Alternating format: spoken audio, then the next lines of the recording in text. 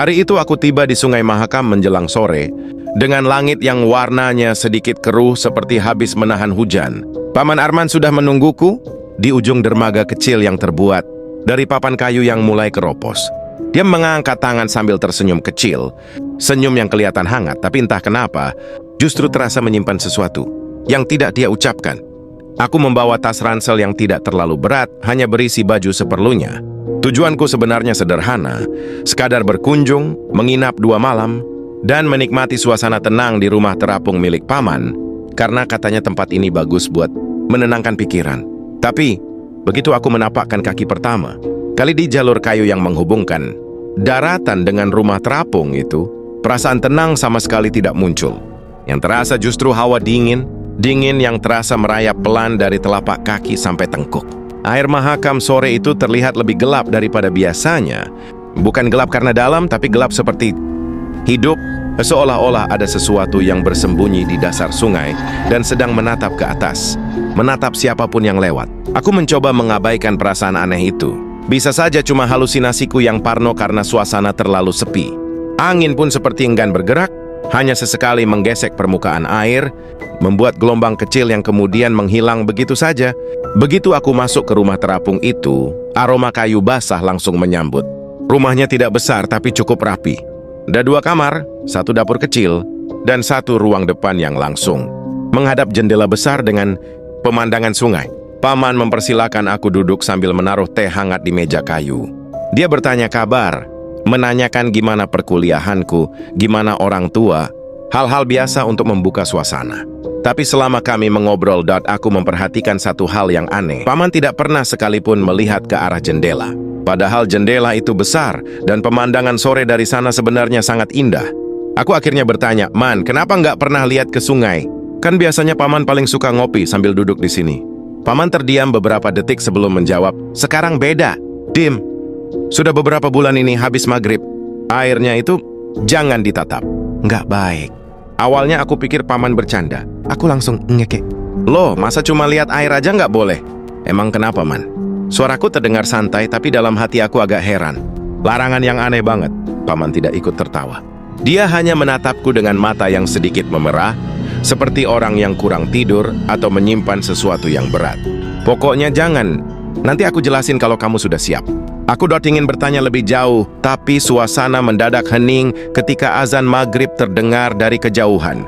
Suaranya pelan, seperti tertelan oleh udara lembab di sekitar sungai. Di saat yang sama, cahaya sore yang tadinya lembut berubah cepat menjadi gelap keunguan. Permukaan air Mahakam mulai bergerak, beriak pelan padahal angin hampir tidak ada. Rasanya seperti ada sesuatu yang baru saja bangun dari bawah. Paman berdiri mendadak. Dia mengambil sebuah kain hitam dan menutup sebagian jendela, lalu mematikan 2 lampu yang menghadap ke sungai. Aku melihatnya dengan bingung. "Men, kenapa sih? Gelap amat jadinya." "Lebih aman gelap," jawabnya singkat. Kata-kata itu justru membuat bulu kuduku berdiri. Aman dari apa? Selesai makan malam, suasana rumah semakin sunyi. Yang terdengar hanya bunyi pelan air yang menyentuh dasar rumah terapung. Aku baru sadar kalau dasar rumah ini sebenarnya seperti lantai tipis yang langsung menempel pada air. Jadi kalau ada apapun yang bergerak di bawah sana, suara dan getarannya bisa langsung terasa. Sekitar jam 8 malam, ketika aku sedang duduk sambil memainkan ponsel, tiba-tiba terdengar suara ketukan dari bawah lantai. Aku refleks menatap ke lantai. Suaranya terdengar jelas, bukan seperti benda jatuh atau kayu retak. Suaranya seperti knuckles seseorang mengetuk dari bawah. Aku memanggil paman.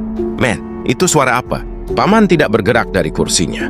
Dia hanya menatapku dan berkata pelan, "Sudah, jangan hiraukan. Itu bukan manusia." Kalimat itu otomatis membuat tubuhku merinding. Aku ingin bertanya lagi, tapi paman langsung menggeleng, memberi tanda agar aku tidak bertanya apapun dulu. Suara ketukan itu muncul lagi. Lebih pelan, tapi lebih teratur. Kali ini lantainya bergetar sedikit, seperti ada sesuatu yang menubruk pelan dari bawah. Aku menelan ludah dan memutuskan untuk duduk lebih jauh dari lantai kayu yang terasa paling tipis. Malam makin larut. Paman akhirnya menyuruhku tidur. Katanya besok akan dijelaskan semuanya. Aku masuk ke kamar yang sudah disiapkan. Kamarnya lumayan nyaman, tapi karena berada persis di atas air, suara sungai terdengar lebih jelas, bahkan terlalu jelas. Aku mematikan lampu, mencoba tidur.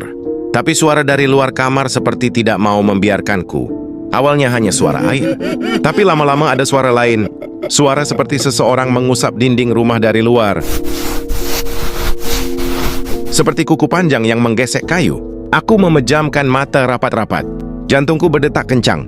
Aku mencoba menenangkan diri, tapi suara itu semakin dekat, bergerak ke sisi kamar tempat aku tidur. Aku membuka mata. Kamar gelap, tapi dari jendela kecil di atas, aku bisa melihat sedikit pantulan cahaya bulan. Air sungai tampak hitam, sangat hitam. Dan entah kenapa aku merasa ada yang melihat ke arahku dari luar jendela. Aku bangkit perlahan hendak memastikan. Tapi baru 3 langkah, aku berhenti total. Karena aku mendengar suara itu. Bukan suara air, bukan suara angin. Suara seseorang persis di bawah lantai kamarku. Dimas! Aku terpaku. Suara itu terdengar pelan tapi jelas. Seperti seseorang memanggil dari dalam sungai. Dan namaku disebut dengan cara yang sangat lambat dan berat. Seolah-olah orang yang memanggil itu sedang menahan napas di dalam air. Aku ingin berteriak, tapi suara itu muncul lagi. Dimas, lihat ke sini. Aku mundur sambil menutup telinga. Rasanya seperti suara itu berbicara langsung di dalam kepala. Tiba-tiba paman masuk dengan membawa lampu kecil. Wajahnya pucat. Kamu dengar dia ya? Aku hanya mengangguk. Paman menarikku keluar kamar dan mengunci pintunya. Sudah mulai. Itu berarti dia sudah sadar kamu di sini. Aku hampir tidak bisa bernapas. Siapa, Man? Apa maksudnya? Besok aku jelasin. Malam ini kamu jangan keluar kamar lagi. Jangan lihat ke jendela. Dan jangan pernah tatap air maghrib sampai malam. Aku izinkan paman memberi penjelasan. Tapi dia hanya berdiri sambil menjaga pintu kamar. Seolah-olah sedang menunggu sesuatu lewat di luar. Malam itu aku tidak tidur sama sekali. Suara ketukan, gesekan, dan bisikan itu terus muncul bergantian. Tapi yang paling membuatku takut bukan suaranya, melainkan kenyataan bahwa suara itu tahu namaku dan memanggilku seolah aku sudah lama mengenalnya. Saat aku mulai terkantuk karena kelelahan, suara terakhir yang kudengar sebelum pingsan bukan suara air, bukan suara ketukan, tapi suara seseorang tertawa pelan dari bawah lantai. Tawa yang basah, berat, dan terlalu dekat. Pagi pertama di rumah terapung itu terasa ganjil. Biasanya kalau menginap di rumah paman, aku bangun dengan aroma kopi dan suara paman yang sibuk di dapur. Tapi kali ini, yang membangunkanku justru suara air yang memantul pelan ke lantai bawah kamar, seperti gelombang kecil yang muncul tanpa alasan. Aku membuka mata perlahan, mencoba mengingat kejadian malam sebelumnya. Suara ketukan, suara gesekan, dan seseorang memanggil namaku dari bawah lantai. Pikiranku berusaha meyakinkan diri bahwa semuanya hanya mimpi buruk karena suasana tempat ini terlalu sunyi. Tapi ketika aku bangun dari kasur, tubuhku terasa berat, seperti habis begadang semalaman. Padahal aku sadar benar bahwa aku tidak pernah tertidur. Aku keluar kamar dan menemukan paman duduk sendirian di ruang depan. Dia memegang secangkir kopi, tapi tidak diminum. Matanya menatap lurus ke lantai seperti sedang mendengarkan sesuatu. Aku menyapanya pelan, "Pagi, Man." Paman menoleh, tersenyum tipis. "Pagi, tidurmu gimana?" "Kurang, Man, kayak ada yang ganggu." Jawabku hati-hati. Paman tidak kaget, tidak marah, tidak membantah. Justru seperti sudah menduga. "Itu karena kamu sudah dengar dia. Biasanya kalau sudah mendengar, susah tidur."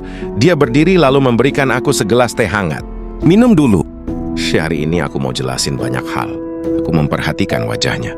Ada lingkar hitam di bawah mata. Pipinya pucat, seperti seseorang yang sedang menahan sesuatu yang berat.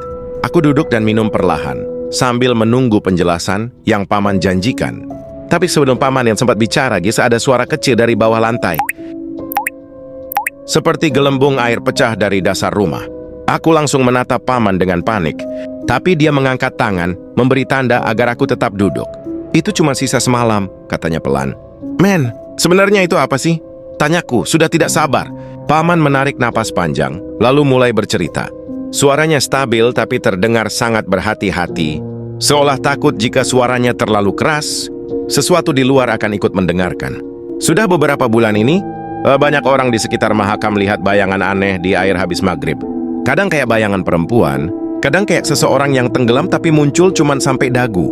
Tapi yang paling bahaya itu bukan wujudnya, tapi tatapannya.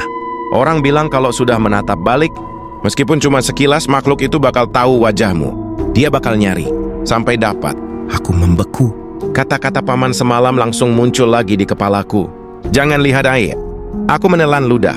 Makhluk itu muncul dari air, Paman mengangguk sekali. Iya, dari air. Dan dia suka manggil orang yang dia pilih.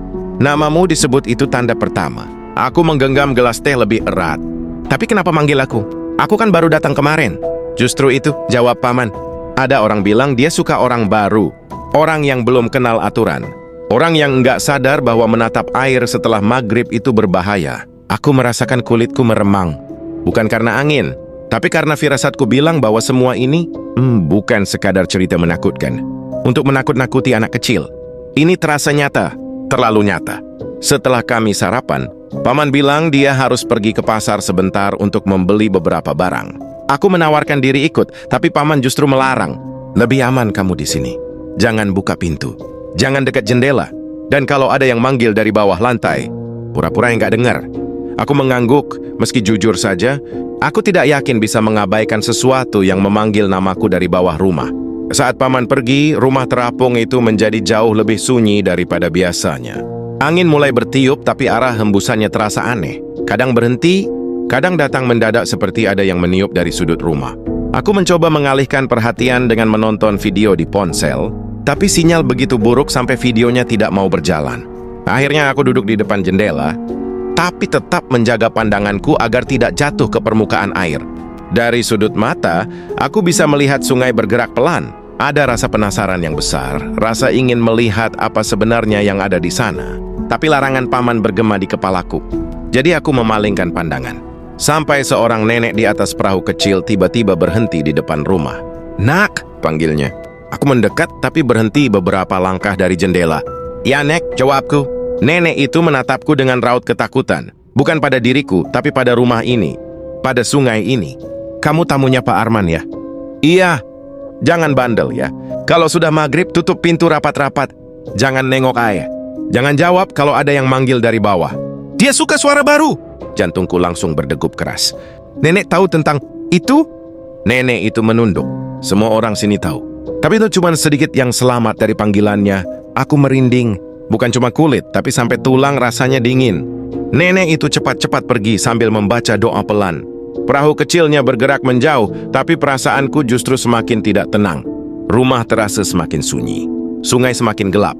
Entah karena awan menutupi matahari, atau karena memang airnya menyerap semua cahaya.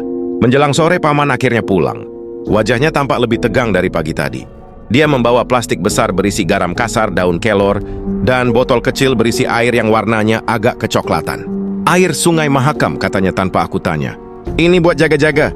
Dia langsung menaburkan garam di sudut rumah, menaruh daun kelor dekat jendela, dan meneteskan air sungai tadi ke ambang pintu. Aku melihat semua itu dengan bingung. Rasanya tidak sedang berada di rumah, tapi di tengah ritual untuk mengusir sesuatu. Maghrib datang lebih cepat dari perkiraanku. Langit yang tadi oranye berubah jadi ungu gelap dalam hitungan menit. Air sungai mulai bergolak pelan, bukan seperti ombak, tapi seperti sesuatu bergerak lambat di bawahnya. Suara pertama yang muncul malam itu bukan ketukan. Bukan gesekan, tapi napas. Pelan, dalam. Seperti seseorang yang baru keluar dari tenggelam. Lalu suara itu memanggilku lagi. "Dimas!" Aku membeku. Bisikan itu berbeda dari semalam. Jauh lebih jelas, lebih tajam, dan lebih dekat. Paman langsung menarik lenganku, membawaku masuk ke kamar dan mematikan semua lampu. "Diam, jangan jawab." "Dia sudah di bawah." Aku menutup mulut sambil menahan gemetar. Suara itu memanggil lagi. "Dimas, lihat aku." Suaranya seperti keluar dari air namun berbicara tepat di belakang telingaku. Rumah bergoyang sedikit, seperti ada sesuatu yang menabrak bagian bawahnya. Dan di tengah gelap itu, suara ketukan kembali muncul. Kali ini lebih keras, lebih cepat. Sampai tulang rusukku ikut bergetar. Paman menekan pundakku agar aku tetap duduk. "Dia tahu kamu di sini." Aku ingin menutup telinga sekuat mungkin. Tapi suara itu tetap masuk. "Ayo, lihat aku." Saat itu aku menyadari sesuatu. Ini bukan lagi gangguan. Ini bukan lagi suara iseng dari sungai. Ini undangan. Dan makhluk itu ingin aku melihatnya. Malam itu angin di sekitar rumah terapung seperti berubah haluan. Biasanya angin sungai membawa aroma air dan lumpur, tapi kali ini baunya seperti tanah basah yang sudah lama tidak disentuh matahari. Aku masih duduk di ruang tengah, tepat di dekat jendela kecil yang menghadap ke air. Cahaya lampu minyak memantul di permukaan sungai yang gelap, membuat bayangan-bayangan. aneh bergerak seperti sesuatu sedang menunggu di bawah sana. Bibi Rani sudah tidur di kamarnya. Pintu kamarnya tertutup rapat, tapi aku bisa mendengar napasnya yang berat, seperti orang yang kelelahan setelah menahan sesuatu seharian. Aku sendiri tidak bisa tidur. Ada rasa tidak enak yang menempel di dadaku sejak kejadian di sumur dangkal tadi sore. Bayangan perempuan tanpa wajah itu muncul terus di kepalaku. Kadang terasa seperti dia tepat di belakangku, mengintip dari sudut gelap ruangan. Aku mencoba memejamkan mata, tapi justru terdengar suara lirih seperti bisikan. Pelan sekali. Awalnya aku kira cuma suara angin, tapi semakin lama suara itu terdengar seperti memanggil namaku. Suara perempuan, parau, seperti seseorang yang menahan sakit. Aku langsung membuka mata dan menoleh cepat ke arah jendela. Tapi tidak ada apa-apa. Hanya air sungai yang bergerak pelan. Aku menghela napas, tapi jantungku masih berdetak kencang. Aku berdiri, menutup gorden jendela itu, lalu kembali duduk. Baru beberapa detik aku menenangkan diri, tiba-tiba rumah terapung itu bergoyang pelan. Mirip seperti ada sesuatu yang menabrak bagian bawah rumah. Goyangannya kecil, tapi cukup untuk membuat gelas di meja bergetar. Aku diam, menunggu, mendengarkan. Ada lagi suara benturan. Kali ini lebih terasa, seperti ada seseorang atau sesuatu yang naik ke lantai bawah rumah. Padahal bagian bawah rumah hanyalah pondasi kayu yang mengapung. Tidak mungkin ada ruang untuk seseorang berdiri di sana. Tapi suara itu jelas, ritmenya seperti langkah kaki. Aku menelan ludah. Perlahan aku berjalan ke arah dinding lantai, menunduk mencoba mendengar lebih jelas. Suaranya semakin jelas, seperti seseorang sedang berjalan memutari bagian bawah rumah. Langkah, berhenti, langkah lagi. Aku merinding hebat. Tanpa sadar aku mundur beberapa langkah sampai menabrak kursi. Lalu terdengar suara lain. Suara air. Bukan suara ombak atau arus, tapi suara sesuatu yang menyentuh permukaan air, seperti tangan yang mengaduk air perlahan. Suara itu muncul tepat di bawah jendela yang tadi aku tutup gordennya. Dan bersamaan dengan itu, bisikan itu terdengar lagi. Lebih jelas, lebih dekat. Lihat. Aku terpaku.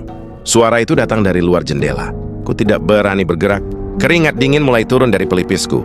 Aku berniat membangunkan Bibi Rani, tapi saat aku melangkah menuju kamarnya, aku mendengar sesuatu menyeret lantai kayu bagian luar rumah, seperti kuku panjang menggores papan. Suara itu berhenti tepat di balik jendela. Aku benar-benar tidak berani bernapas. Gorden tipis yang tadi kututup tiba-tiba bergerak sendiri, seperti seseorang meniupnya dari luar. Padahal tidak ada angin dari arah sana. Gorden itu terangkat sedikit. Sedikit lagi, seperti sedang memperlihatkan apa yang ada di baliknya. Aku spontan mundur. Jantungku serasa mau copot. Lalu muncul bayangan. Bayangan seseorang berdiri di luar jendela. Tubuhnya kurus, rambutnya panjang menjuntai. Dan dia seperti sedang membungkuk, mencoba mengintip ke dalam. Tapi wajahnya sama, kosong, seperti tertutup sesuatu. Aku masih ingin teriak, tapi suaraku tidak keluar. Bayangan itu bergerak perlahan, kepalanya terangkat sedikit. Gerakannya kaku seperti kayu. Ketika gugusan rambutnya jatuh ke samping, aku bisa melihat permukaan wajahnya yang datar seperti lumpur basah. Tidak ada mata, tidak ada hidung, tidak ada mulut. Hanya permukaan hitam berlendir yang bergetar lemas seperti sedang bernapas. Seketika aku terjatuh ke lantai. Makhluk itu mengangkat tangannya. Tangannya panjang, terlalu panjang untuk ukuran manusia. Ujung jarinya menyentuh kaca jendela. Dan saat jarinya menyentuh, kaca itu tidak pecah, malah seperti melunak, bergetar seperti permukaan air. Gelas di meja bergetar keras. Lampu minyak berkedip-kedip hampir padam. Aku memaksakan tubuhku bangkit dan berlari ke kamar Bibi Rani. Aku membuka pintu dengan kasar dan langsung mengguncang tubuhnya. Nafasnya terbangun terpecah-pecah dan dia langsung duduk. Wajahnya panik melihat ekspresiku. Ada yang di luar. Suaraku bergetar, hampir tidak terdengar. Tanpa menanyakan apapun, Bibi Rani langsung bangkit dan menarikku menjauh dari jendela. Dia menutup semua lampu, membuat ruangan gelap total, kecuali sisa cahaya bulan dari sela-sela papan. Bibi Rani memelukku erat, lalu berbisik pelan di telingaku. Jangan bergerak, jangan bersuara, jangan lihat apapun. Rumah terapung itu kembali bergoyang. Goresan kuku di lantai luar terdengar lagi. Dan tiba-tiba muncul suara hentakan pelan, seperti seseorang melangkahkan kaki basahnya ke permukaan papan teras rumah. Langkahnya mendekat dan berhenti tepat di depan pintu rumah. Aku bisa mendengar tetesan air jatuh ke lantai. Tetesannya berat, seperti cairan kental, bukan air biasa. Dalam gelap, aku merasakan tangan Bibi Rani menggenggam tanganku sangat kuat. Tubuhnya gemetar, menunjukkan bahwa dia juga ketakutan, meskipun tadi siang dia terlihat tenang. Tapi malam ini, makhluk itu datang langsung ke depan pintu. Tiba-tiba terdengar suara geraman rendah. Tidak seperti suara binatang, tapi lebih seperti suara seseorang yang menahan sakit, lalu dipaksa berbicara. Geramannya membuat dadaku sesak. Ku menutup mata dan menahan tangis. Pintu bergetar. Bukan seperti diketuk, tapi seperti ada yang menempelkan wajahnya ke kayu, lalu menggeseknya pelan. Suara gesekan itu begitu dekat sampai aku bisa membayangkan makhluk itu mengendus-endus dari balik papan. Bibi Rani hanya menunduk dan terus berdoa tanpa suara. Tiba-tiba suara itu berhenti. Hening, tidak ada langkah, tidak ada tetesan, tidak ada geraman. Aku tidak tahu itu hal baik atau buruk. Dan tepat saat aku membuka sedikit mata karena penasaran, terdengar suara dari bawah lantai. 3 ketukan. Seperti sekeruram mengetuk dari dalam air, dari bawah rumah. Bibi Rani langsung menutup mulutku dengan tangannya, memastikan aku tidak mengeluarkan suara sedikit pun. Aku bisa merasakan tubuhnya semakin gemetar. Setelah itu dia hanya berbisik sangat pelan, hampir tidak terdengar. Itu bukan manusia. Dan malam tuh, kami berdua hanya duduk di kegelapan, menunggu sampai langkah itu benar-benar hilang, sambil berharap makhluk itu tidak menemukan cara masuk ke rumah. Karena jika dia menemukan celah sedikit saja, aku yakin aku tidak akan bisa keluar dari rumah terapung itu lagi. Begitu sampai di warung, orang-orang menghentikan obrolannya saat melihat kami datang. Mereka tidak menyapa, hanya saling bertukar pandang, tapi raut wajah mereka jelas menunjukkan kekhawatiran. Pemilik warung, seorang kakek tua bernama Pak Matari, menatapku lama sebelum akhirnya membuka suara.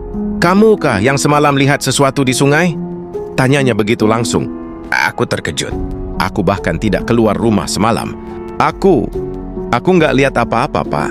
Jawabku jujur, tapi sebelum aku menyelesaikan kalimat, Bibi Rani menepuk pundakku pelan, memberi tanda agar aku diam. Pak Matari mendesah panjang lalu berkata dengan nada lelah, "Kalau sudah dengar, itu sama saja."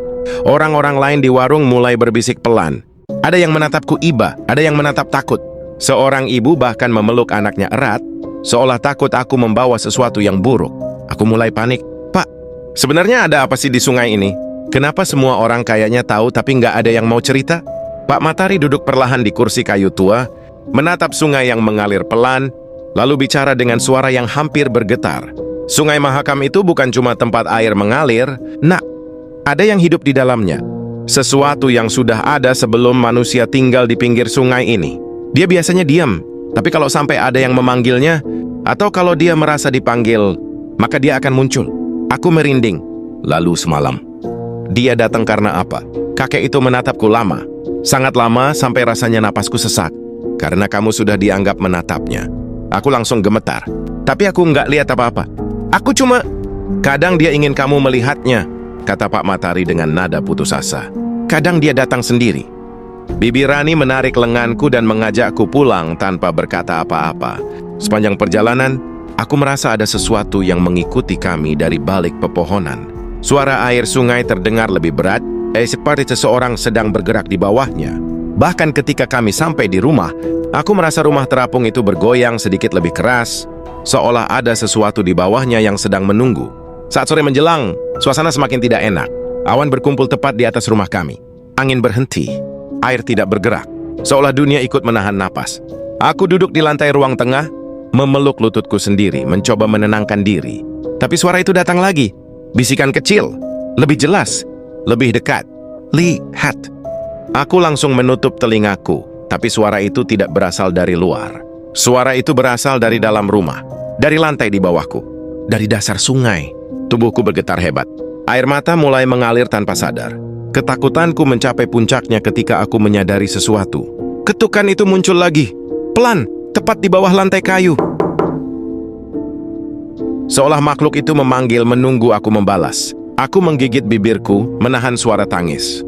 Dan di tengah ketukan itu lantai kayu di bawahku bergetar, lalu terdengar suara paling menakutkan yang pernah kudengar.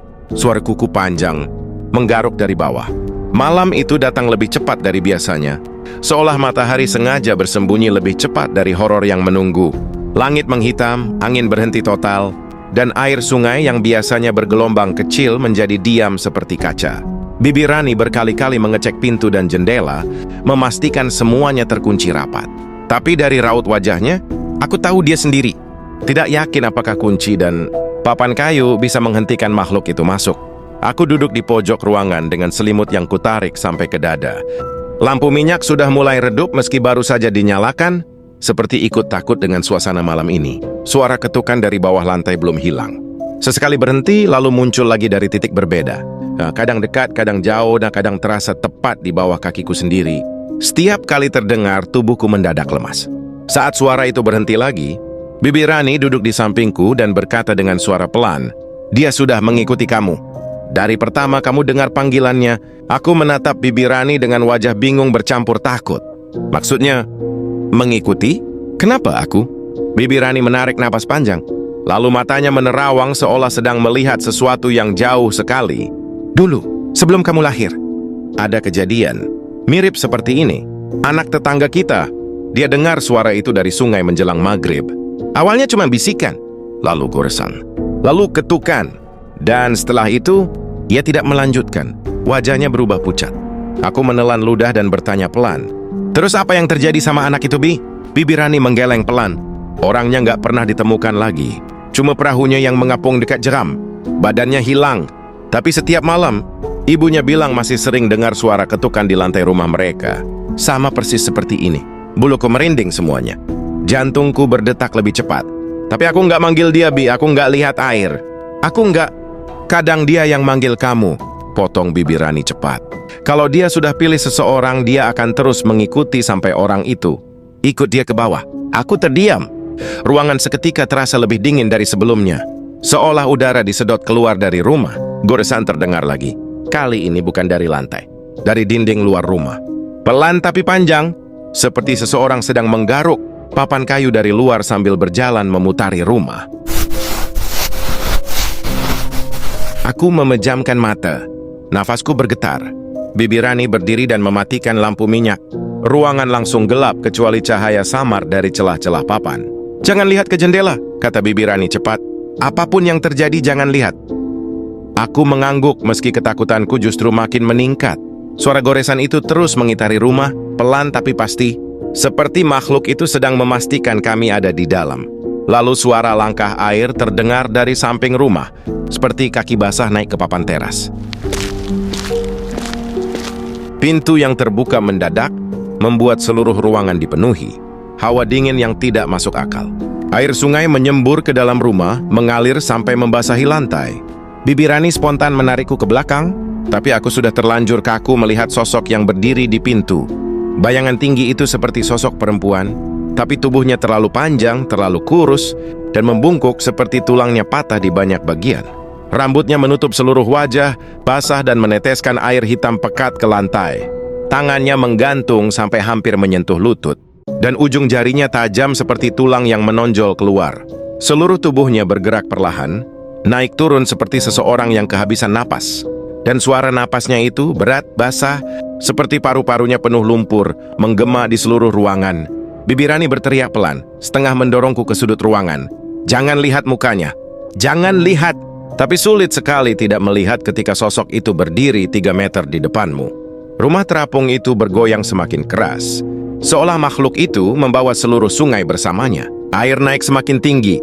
Dari celah lantai juga masih terdengar suara tangan yang berusaha meraih, seperti makhluk itu tidak datang sendirian, seperti ada banyak yang mengintip di bawah. Aku tersudut.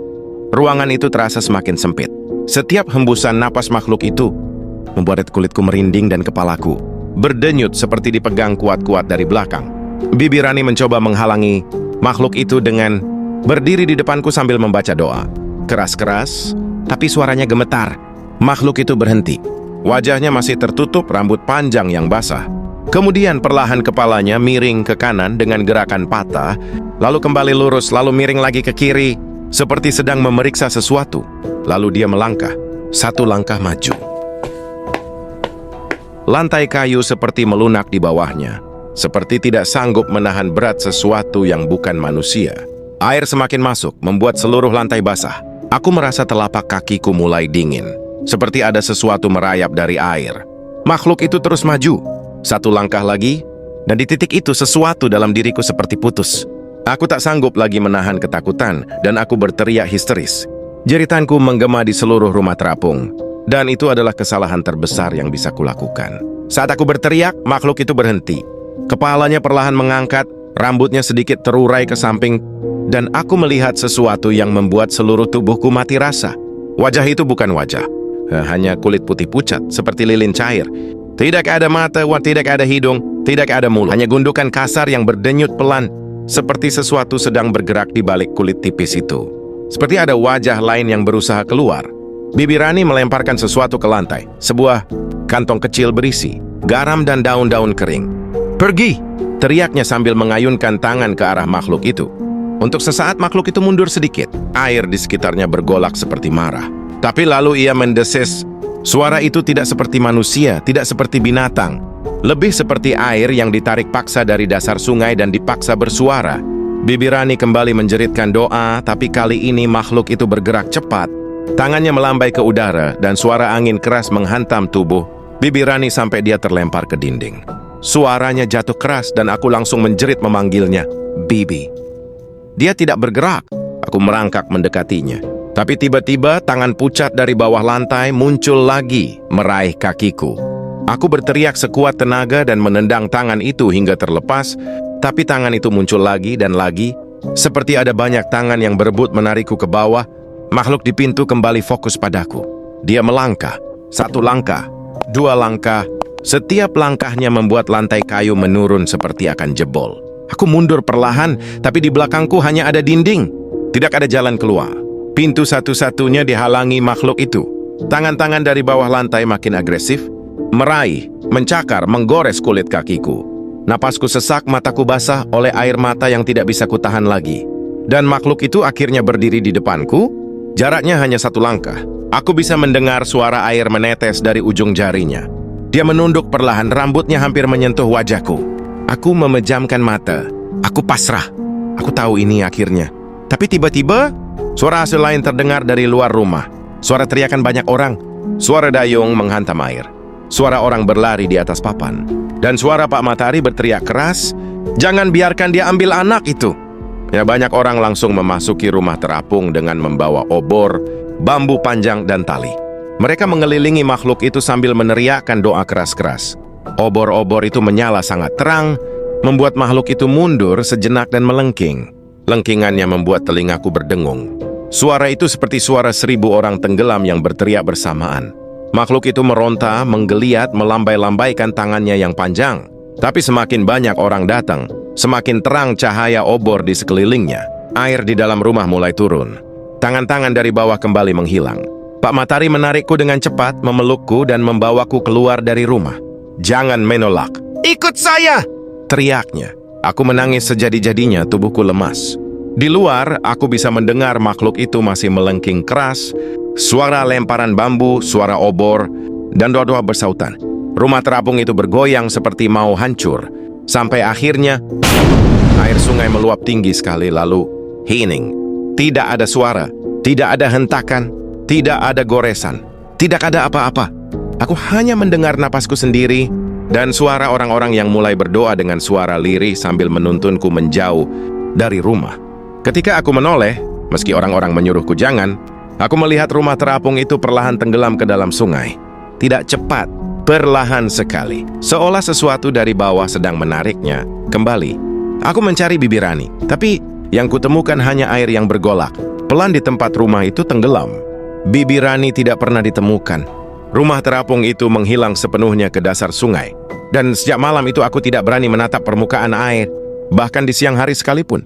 Karena terkadang kalau aku lewat dekat sungai, aku merasa ada yang mengikuti langkahku dari bawah air. Kadang aku melihat riak kecil, seolah tangan sedang menyentuh permukaan. Kadang aku mendengar bisikan, pelan, sangat pelan. Lihat, dan setiap kali aku mendengarnya, aku hanya bisa berlari sekuat mungkin, berharap makhluk itu tidak mengingatku lagi. Tapi dalam hati kecilku aku tahu satu hal. Sekali kamu mendengar panggilannya, kamu tidak akan pernah benar-benar bisa lepas.